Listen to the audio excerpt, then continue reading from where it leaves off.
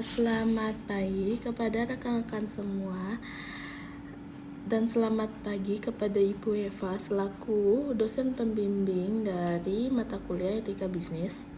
Saya Dinar Alfira Damayanti dengan NIM 121221051 ingin memaparkan mengenai studi kasus yang menimpa Warnata Life, yaitu studi kasus mengenai etika bisnis yang akan menjadi pelajaran penting bagi industri keuangan terutama di Indonesia.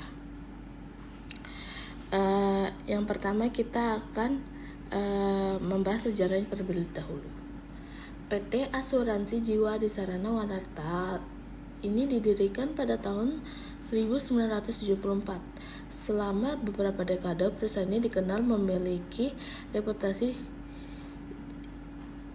di industri asuransi jiwa Indonesia. Namun reputasi tersebut runtuh akibat praktik investasi berisiko tinggi yang berujung pada gagal bayar. Nah, mengapa ini terjadi? Ini terjadi dikarenakan adanya strategi yang digunakan adalah menjual produk yang bernama saving plan, di mana produk ini berkedok asuransi tetapi menawarkan janji return atau imbal hasil yang sangat tinggi. Janji return yang sangat tidak realistis dan di atas rata-rata pasar inilah yang menarik banyak nasabah terutama pensiunan untuk menanamkan modal yang besar. Untuk menutupi janji return fantastis ini, manajemen diduga menempatkan dana nasabah pada instrumen investasi yang sangat berisiko seperti saham-saham yang tidak liquid dan bahkan terafiliasi dengan perusahaan. Kronologi utamanya dan pemicu gagal bayar itu yang pertama itu keterkaitan dengan Jiwasraya. Jadi kasus Warnata Life ini mulai terkuak secara masif ketika Kejaksaan Agung menemukan atau menyidik kasus Jiwasraya. Dalam penyidikan tersebut, Kejaksaan Agung memblokir ratusan rekening efek termasuk milik Warnata Life. Pemblokiran ini mengungkapkan bahwa dana Warnata Life diinvestasikan pada saham bermasalah yang sama dengan Jiwasraya, menyebabkan Warnata kesulitan likuiditas untuk membayar klaim jatuh tempo. Sejak tahun 2020, perusahaan ini mulai mengalami gagal bayar. Klaim perusahaan juga berulang kali memenuhi ketentuan minimum risk based capital atau RBC untuk menunjukkan kondisi keuangan mereka yang memburuk. Selanjutnya ini tindak pidana yang diterima oleh Warnata. Ini dalam kasus ini berkembang menjadi dugaan tindak pidana penipuan, penggelapan, dan pencucian uang. Karena sebagian besar pemegang saham pengendali dari keluarga Petruska ini diketahui kabur ke luar negeri dan menjadi buronan atau DPO, daftar pencarian orang, oleh aparat penegak hukum.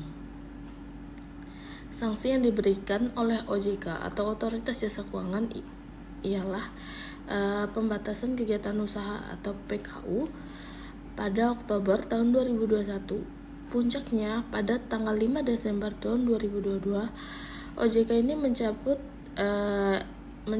izin usaha Warnata Life dengan alasan perusahaan tidak mampu menutupi selisih kewajiban dengan asetnya.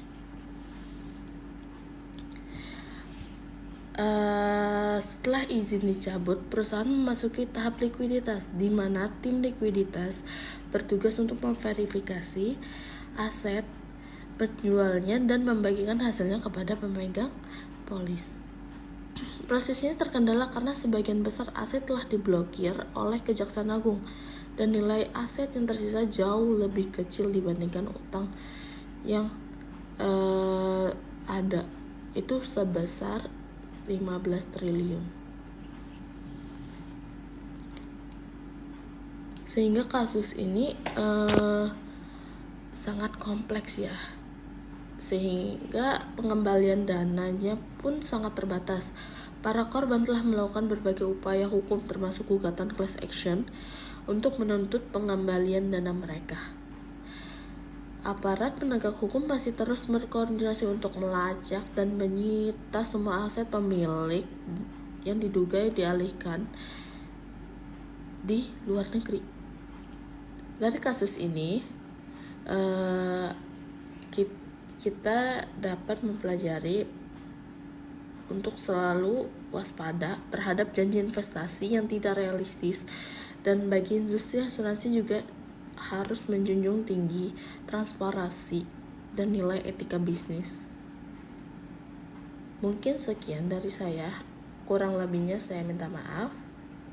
Wassalamualaikum warahmatullahi wabarakatuh. Mungkin sekian dari saya, kurang lebihnya saya minta maaf. Terima kasih kepada rekan-rekan dan Ibu Eva.